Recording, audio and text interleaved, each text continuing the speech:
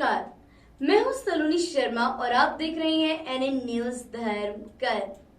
जैसा कि आप सभी को विदित है कि आज भगवान गणेश जी का वार यानी बुधवार है। आइए आज आपको भगवान गणेश जी के उच्ची पिल्लार मंदिर के विषय में बताएंगे कुछ विशेष बातें। तमिलनाडु के तिरुचिरापल्ली में चित्री नाम के स्थान पर रॉकफोर्ट पहाड़ी की चोटी है, जहां भगवान गणेश जी का उच्ची पिल्लार नाम का मंदिर स्थित है। यह मंदिर लगभग 273 फुट की ऊंचाई पर है और मंदिर तक पहुंचने के लिए लगभग 400 सीढ़ियों को चढ़ना पड़ता है। इस मंदिर की स्थापना का कारण रावण के भाई विभीषण से जुड़ा हुआ है। तिरुचिरापल्ली का प्राचीन नाम थिरिसिरपुरम था और तिरुचिरापल्ली को पहले थिरिसिरपुरम कहा जाता था। थिरिसिरन नाम के राक्षस ने इस जगह पर भगवान शिव की उपासना की थी, इसी वजह से इसका नाम थिरिसिरपुरम रखा गया।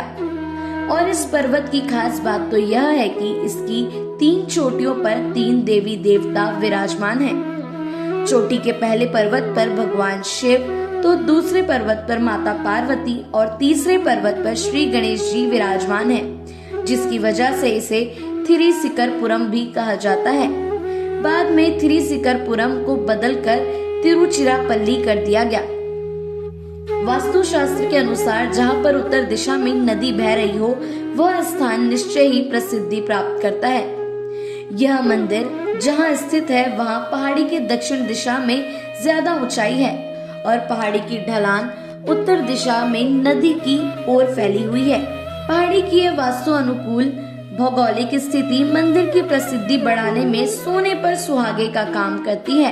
मंदिर के विषय में प्रचलित पौराणिक कथाओं के अनुसार बताया गया है कि रावण का वध करने के पश्चात भगवान राम ने अपने भक्त और रावण के भाई विभीषण को विष्णु भगवान की एक रूप नंगनाथ मूर्ति प्रदान की थी। विभीषण वह मूर्ति लेकर लंका जाने वाले थे, लेकिन उनके राक्षस कुल से होने के कारण कोई देवता नहीं चाहते थे कि मूर्ति विभीषण के साथ लंका जाए। तभी सभी देवताओं ने भगवान गणेश जी की सहायता ली और उनसे प्रार्थना की कि उस मूर्ति को लेकर यह मान्यता थी कि उन्हें जिस जगह पर रख दिया जाएगा वह हमेशा के लिए उसी जगह पर स्थापित हो जाएगी। जब विभीषण चित्री पहुंच गए तो उन्हें वहां कावेरी नदी दिखी और नदी देखकर विभीषण ने उसमें स्नान करने का विचार किया।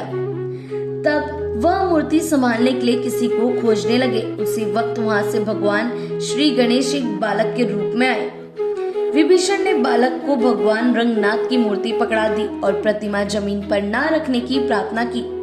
विभीषण के जाने पर गणेश जी ने उस मूर्ति को जमीन पर रख दिया। जब विभीषण वापस आए तो उन्होंने मूर्ति जमीन पर रखी पाई, जिसके पश्चात उन्होंने मूर्ति को उठाने का बहुत प्रयास किया, परंतु वह निष्फल रह गए। ऐसा होने पर उन्हें बहुत क्रोध आया और उस बालक को खोजने लगे। भगवान गणेश जी भागते हुए पर्वत के शिखर पर पहुंच गए। आगे रास्ता न होने पर भगवान गणेश उसी स्थान पर बैठ गए। जब विभीषण ने उस बालक को देखा तो क्रोध में उसके सिर पर वार कर दिया। ऐसा होने पर भगवान गणेश जी स्वयं प्रकट हो गए। भगवान गणेश जी के वास्तविक रूप को देखकर विभीषण ने उनसे क्षमा मांगी और वहां से चले गए। तब से भगवान गणेश जी उसी पर्वत की चोटी पर ऊंची पिल्लार के रूप में विराजमान हैं।